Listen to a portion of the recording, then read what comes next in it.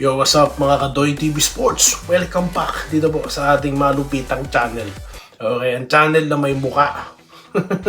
Ayun na po yung topic natin, no? Mabilisan lang to at makapa-shoutout sa Facebook edition naman tayo.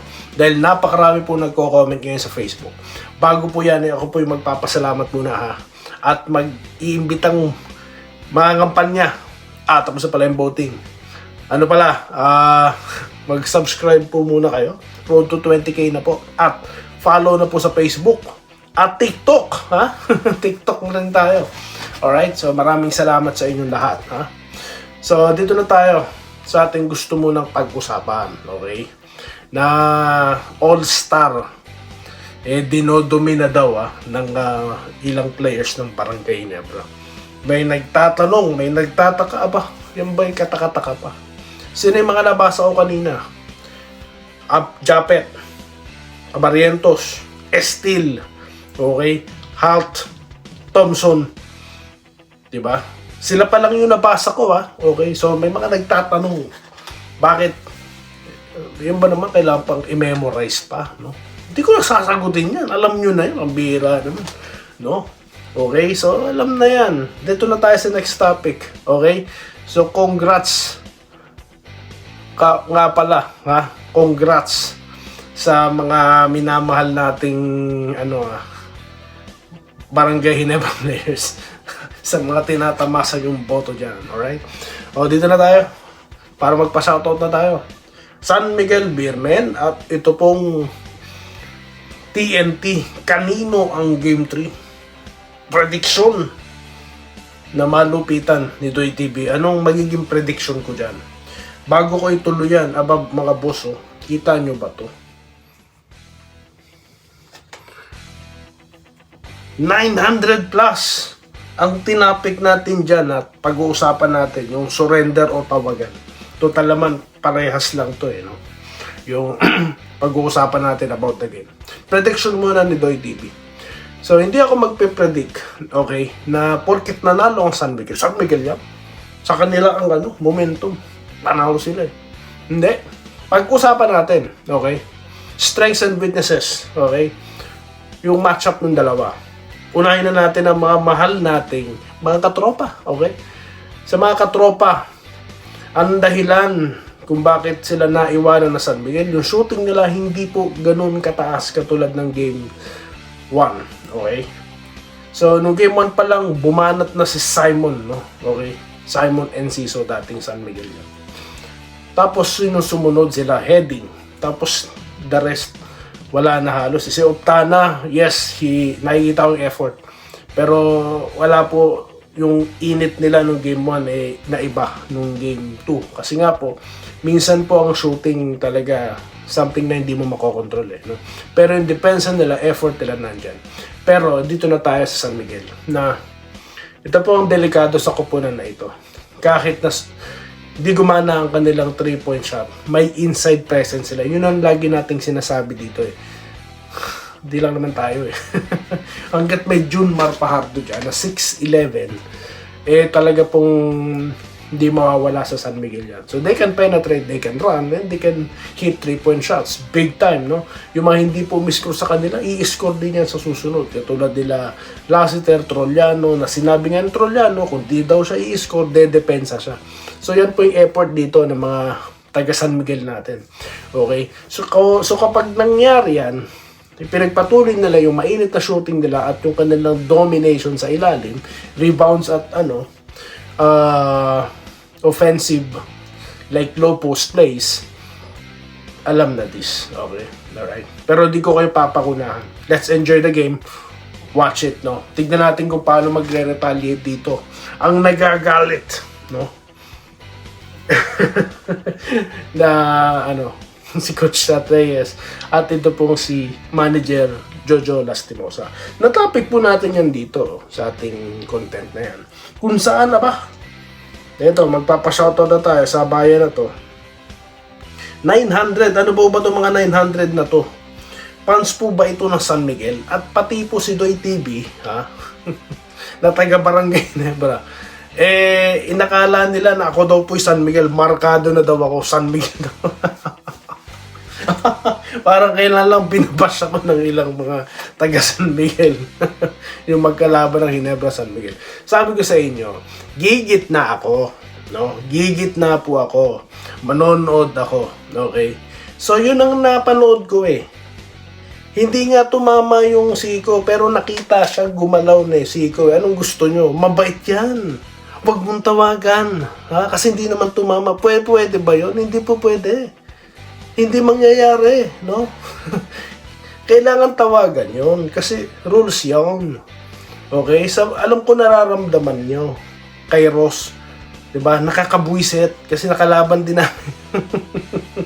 Pero anong magagawa natin? Ma-effort yung tao. Diba? Parang si Ronald Tubig yung nasa Shell. Buisit kami.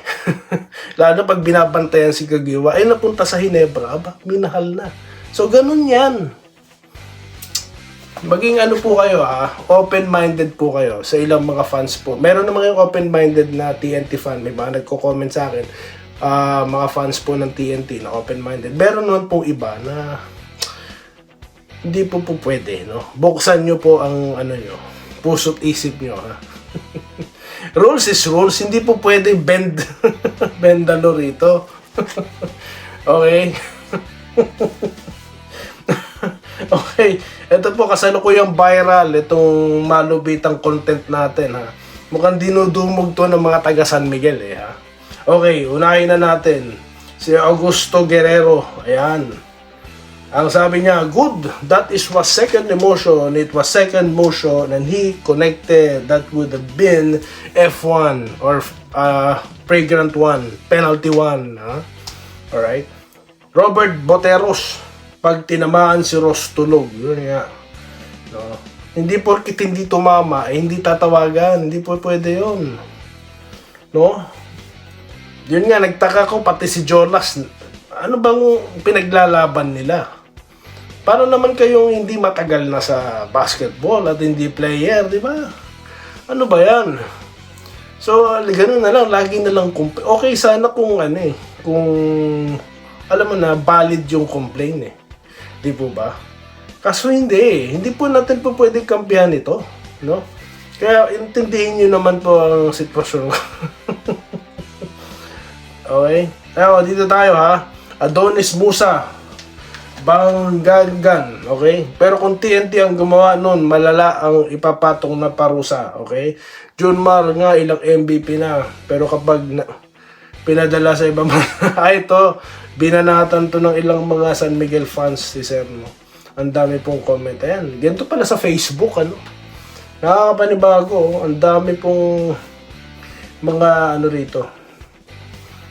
Okay, si Joey Pakibot, plus 2 games ang TNT para daw manahimik. Ayan. Okay. Sir Clodoaldo Prasdilla, nandito pa ha. Okay, salamat po. Good morning, Idol Doy TV. Mananalo na naman daw po. Ba, may prediction kay Sir ha? Okay. Siya nga pala ha. Shoutout kay Blue Cat. Ayan, TNT yan no? Okay. So, kay Sir Joseph Pineda ha. Shoutout po sa inyo, Sir. Mabuhay po kayo, Sir. Hinahanap ko yung comment nyo. Okay? So marami po dito nagsasabi tama daw po ako. Robert Quijano, ayan, magandang morning, Idol. Ang para sa akin, ganun pa rin ang depensa ng San Miguel Beer. May hirapan ng TNT score. Yun nga po isa sa mga disadvantage po dito ng TNT, no? Yung loob nila. Yung offensive nila sa loob. Sino po bang option? Diba? Yes, maganda po ang scoring ni Galinato, no?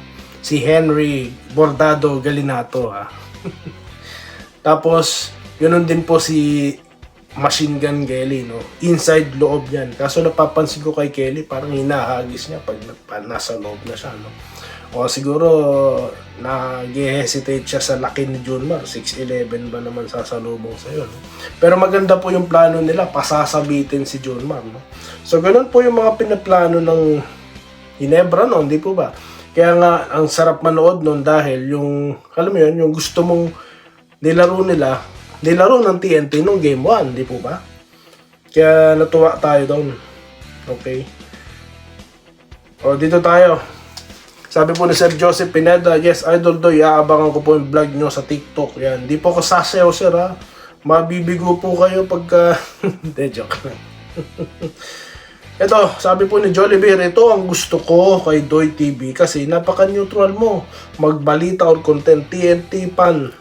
Ako pero credit sa'yo. Salamat po, sir. Ayan sinasabi ko. Mga taga TNT nagko-comment din dito, no. So, yun lang naman eh. Kung ano lang po yung tama, dun tayo, no. Kasi nga sabi ko, magiging bias lang ako pagka Hinebra na po ang kalaban. Pero San Miguel TNT yan eh. No? Pag Hinebra ang kalaban nila, no? Aba, yung mga fans binabash ako. Ganun lang yun. Wala pong problema sa akin, no? No problem. Ma'am Minerva Jaba, nagko-congrats. Dumadami ng sockbed nyo. Yes, ma'am. Dahil po sa inyo yan. Sila Sir Archie Makirang, Lawrence Correg, no? Andresito Alantason, Vincent Nava. Dami, no? Ang dami talaga. Sobrang ang dami na pa talaga, no? Grabe na. Hindi ko na po dadagdagan yung mga nabanggit kong pangalan. Baka yung hindi po mabanggit, no? Pasensya na po talaga kayo, no? Pero alam ko lagi kayong nandyan dito, lalo na sa comment section, no? Maraming salamat, no? Dahil po sa inyo, ito si Willie Bardahe, Wenceslao Hapon, Lawrence Correg, okay? Magaling daw po tayo, sabi na Harbil Cardona, salamat po. Carlito Bolima, Roderick Rodriguez, Roberto Quijano, Enrique Rivero, okay? JJH, Antonio Macali, no? Dami, Robert Cayabyab, Roberto Indelible. Sobrang dami po talaga. Dahil po sa inyo yan. Alam niyo po ba, kaka 3,000 lang natin. Aba ngayon, magiging 3,400 na. Eh baka po pagising ko, maya-maya, 3,500. Baka 4,000 na po yan. Dahil po sa inyo yan. Maraming salamat. So, nagba-viral na po sa YouTube, no? Sa Facebook, yung ating mga contents. So, nakikilala na po nila ang pag-aanalisa natin. Ako po yata ang nag-iisang may buka na bumabakbak po eh, no? Hindi yung mga anonymous. Okay? Wala naman akong masamang iniisip sa mga anonymous. Dahil iba naman dyan eh, matino. Yung iba lang eh, next time natin pag-usapan. Maraming salamat sa inyo lahat. Good luck po sa mga tropa natin dyan, si TNT. At sa mga taga SMB, okay? Si Doy TV manonood. Tignan ko kung magla-live ako. Makikipag-asaran tayo, ha? Okay? Sabay yung panyo ko. Puti na lang, wala akong panyo dito. Maraming salamat sa inyo lahat, ha? Stay safe, guys. At ito po, ha? Enjoy the game. At kung kayo po ay talagang mahilig sa basketball, taga dito ka. Maraming salamat po sa inyo lahat. Salamat po sa panonood. Subscribe na para sa mga susunod na basketball at boxing videos.